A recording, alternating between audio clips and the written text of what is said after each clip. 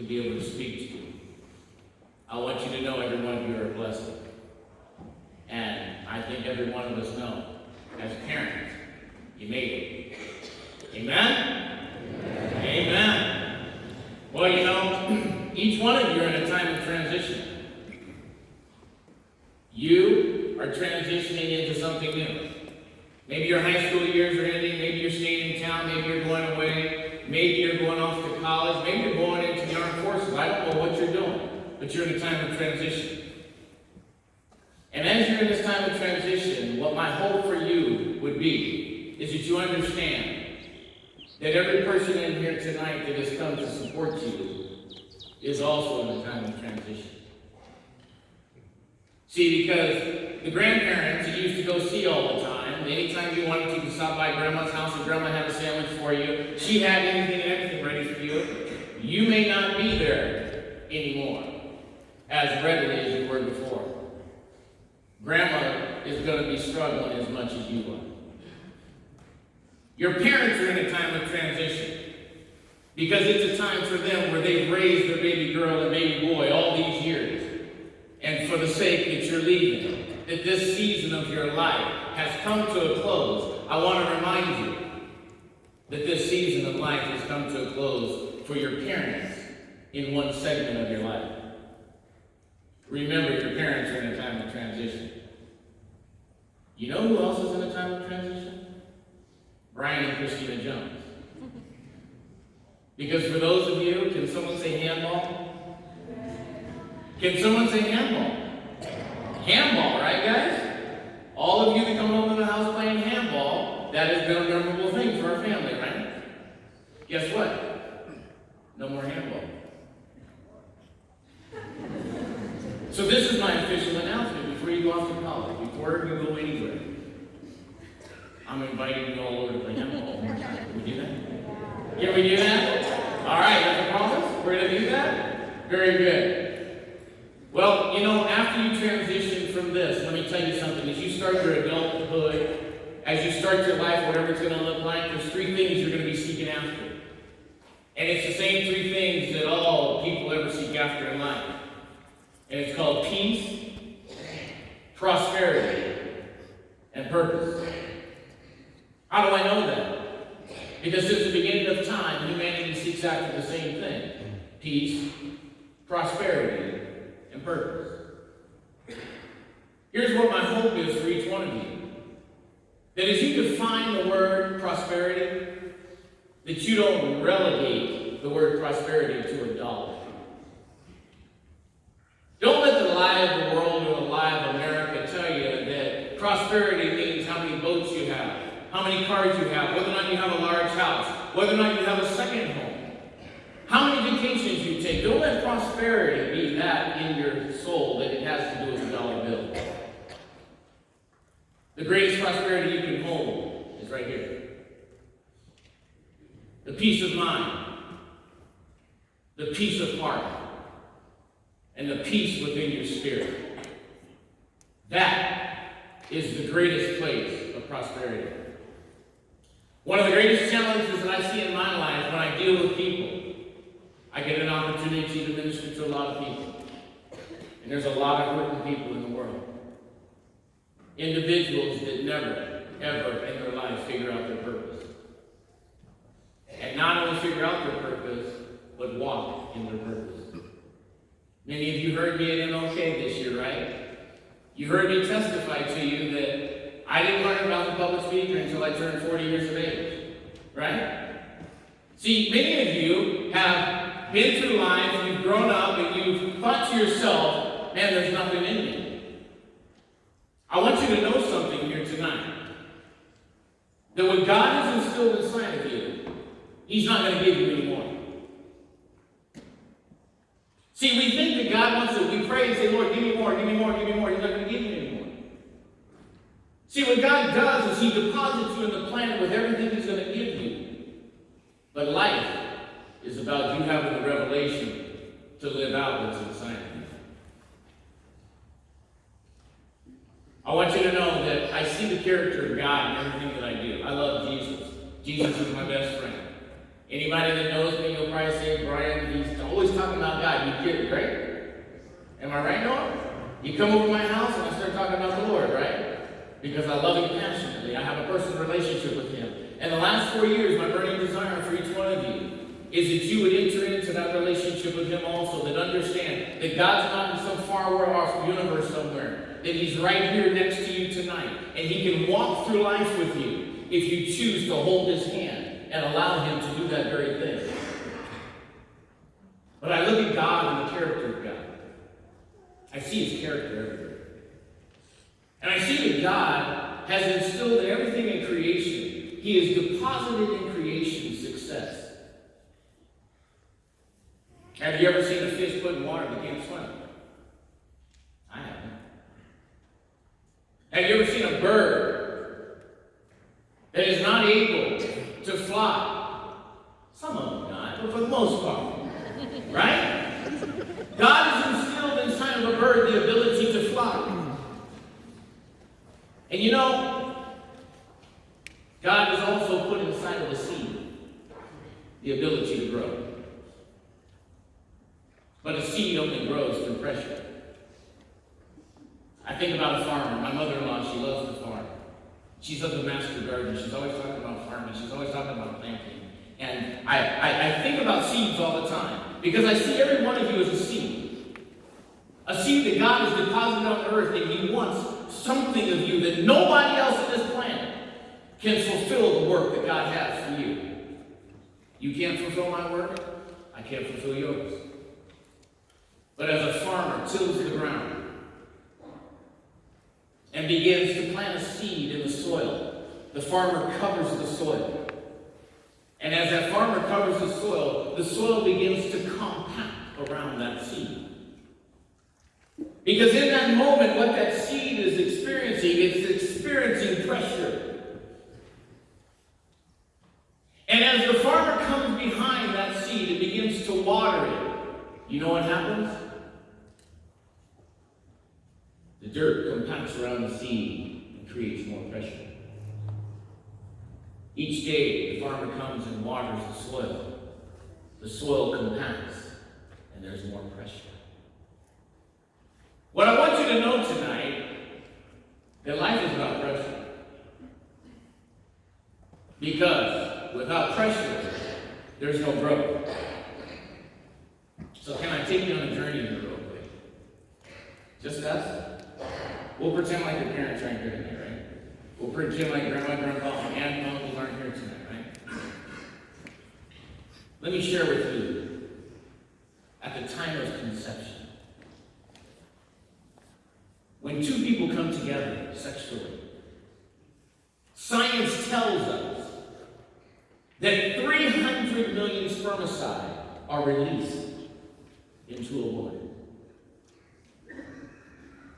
And those spermicides have to travel 6 inches from where they're released to the place of the seed. This is the greatest journey each and every one of us in this room took. You took a 6-inch journey over 300 million other sperm to get to the egg. Along the way, now picture this, some of you were doing freestyle. Others of you were doing the backstroke. And some of you were doing the butterfly. Whichever way you got there, you got there.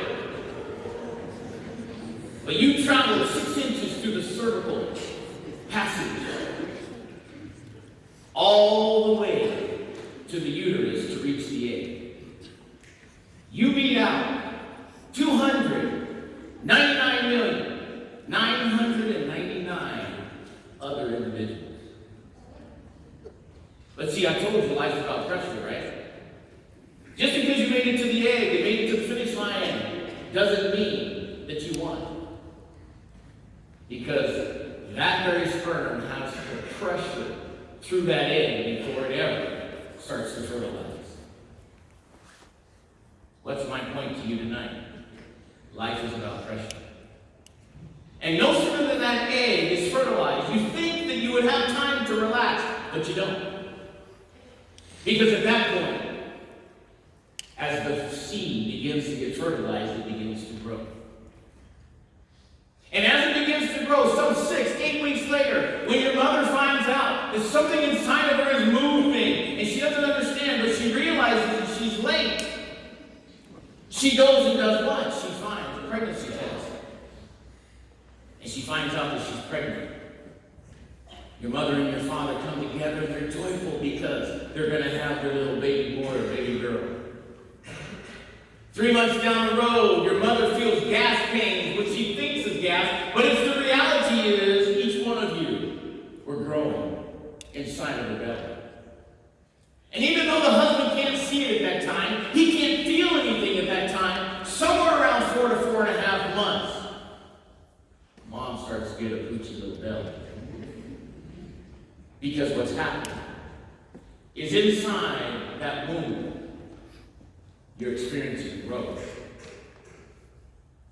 See, many of you over the last 18 years have been experiencing pain. Many of you have been experiencing pressure. And you said, I can't take this pressure anymore. I don't even like life because there's too much pressure. I want you to know, the only way you got here is through pressure. And you are a success. Don't let anybody tell you you're not a success. Just being in this room tonight, you are the most epic story in all of history. You are a success. And only person that can't tell you and agree with that would be you. You're the only one that has a choice to not live up to what God has instilled inside of you. Your mother, at 6 months, she starts to feel, is it bricks and hats, Christina? What is it called? Bracks and hips? Is that what it's called? See, I told you I don't experience those things. She feels this pressure because it's preparation of what? Delivery day. And sometime at 38 to 40 weeks, your mother goes into labor. Now your mom and dad are in the delivery room, and now she feels the pressure of it all. Because she can't wait to get this thing out of her body. But no, you think it's over at that point in time, but it's not over.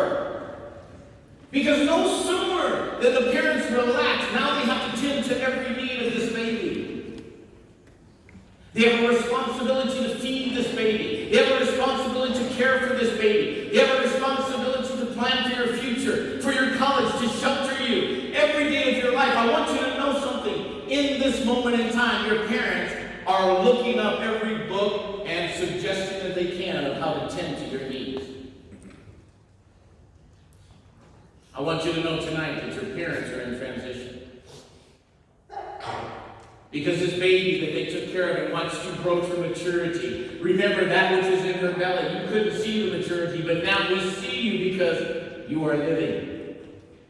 And as you begin to grow, there's more worries, there's more pressure. There's pressure on your parents. There's pressure on you because you got to go to school. You got to do good in school. You're going to play sports. You got to get good grades because we want you to go to college someday. We want you to be something.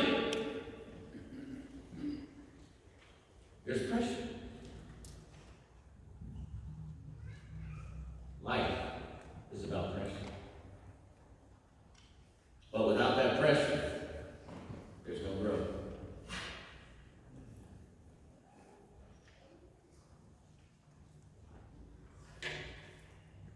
Back in December, my friend Tom Robinson, you all know him, my good friend Tom.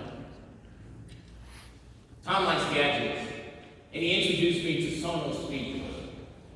They're Bose-like speakers, wireless speakers, and he showed me his speakers, and I couldn't wait to go buy a pair of those speakers to put them in my house and to start activating my Spotify music.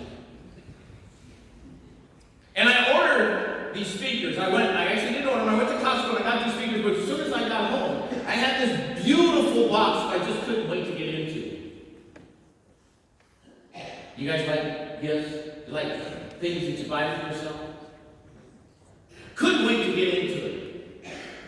I opened the package and there was velvet on top of the package. package covering the speakers.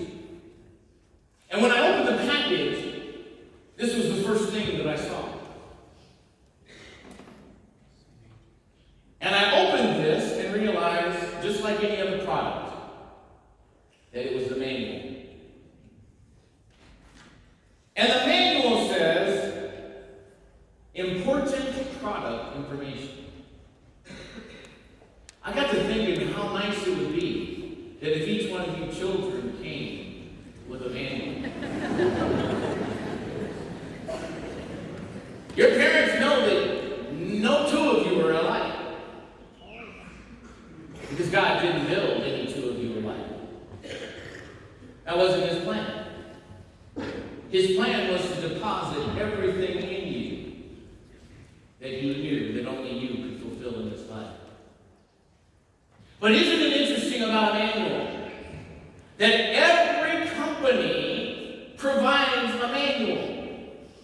No matter what product you buy, they give you a manual, and typically it's the first thing you see. Why is that? The reason that is because they know everything that was in the mind of the maker of what they put in that product. And the first thing they want you to do is read me from cover to cover. And I got to thinking about life again. And I said, Lord, my prayer for all these kids graduating since they're freshmen has been that they have an intimate relationship with you. But I see that most often we don't care to look into the eyes of the manufacturer. It would be foolish of me to start opening the product and working the product without looking into the eyes of the manufacturer who has provided me the instruction book to my life. Here's my charge to each and every one of you. The manufacturer has given you a manual. This manual of your life, most people never pick it up. They'll never read it. But I'm here to share with you, each one of you, you'll never live up to that identity that your first speaker was speaking of if you don't look into the eyes of the manufacturer. The manufacturer knows exactly how he made you. And with that in mind, if you consult him, you'll live out the greatest peace, prosperity, and purpose anybody could ever live in.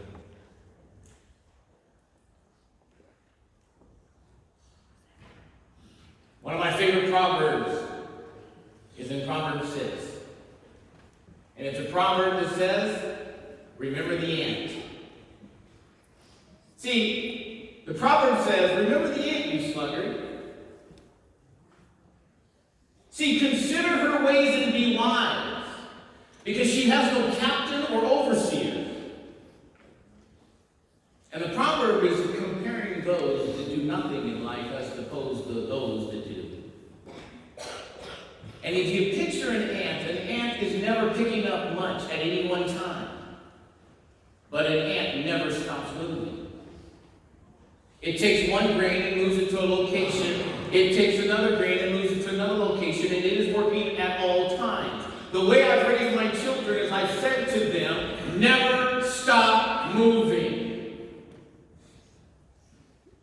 If you stop moving, depression sets in. If you stop moving, discouragement sets in. No matter what you're doing, no matter what your plan is, if your plan isn't to go to college, it's okay. I don't have a 4-year degree. It's okay. You can survive. Your parents didn't want to tell you that. What I'm saying to you, I had no clue what I was supposed to do at the age of 18. Well, here's what my encouragement is to you. Whatever your gifting is, whatever your parents are seeing in you and saying, honey, you're really good at, maybe you should consider the woman that birthed you. The father